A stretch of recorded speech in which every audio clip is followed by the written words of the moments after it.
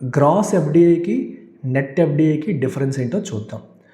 ఎఫ్డిఐకి ఎఫ్పిఐకి difference నేను already చేశాను.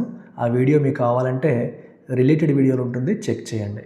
So gross FDI అంటే ఒక కంట్రీకి వచ్చిన టోటల్ ఫారెన్ డైరెక్ట్ ఇన్వెస్ట్మెంట్ యొక్క ఇన్ఫ్లో, భారతదేశంలో విదేశీ కంపెనీలు చేసిన టోటల్ పెట్టుబడులు in productive assets with management control.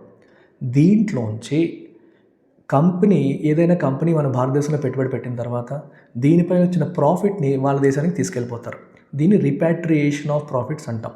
దాన్ని కొన్నిసార్లు ఎప్పుడో ఇన్వెస్ట్ చేసిన వాడు మొత్తం అంతా కూడా డిజిన్వెస్ట్మెంట్, వాడి వాటాని వేరే వాళ్ళకి అమ్మేసి, కొంత వాటాని కావచ్చు మొత్తం వాటాని కావచ్చు వేరే వాళ్ళకి అమ్మేసి వెళ్ళిపోతారు.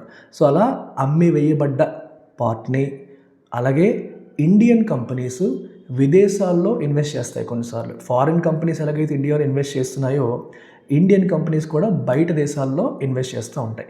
అలాంటి ఇండియన్ కంపెనీస్ యొక్క ఇన్వెస్ట్మెంట్ ఇంటూ ఫారిన్ కంట్రీస్, దీన్ని ఈ మూడింటిని మైనస్ చేస్తే గ్రాస్ ఎఫ్డిఐలోంచి repatriation of profits, disinvestments, Indian companies investments into foreign entities, ఈ మూడింటిని మైనస్ చేస్తే వచ్చేదాన్ని నెట్ ఎఫ్డిఐ అంటాం.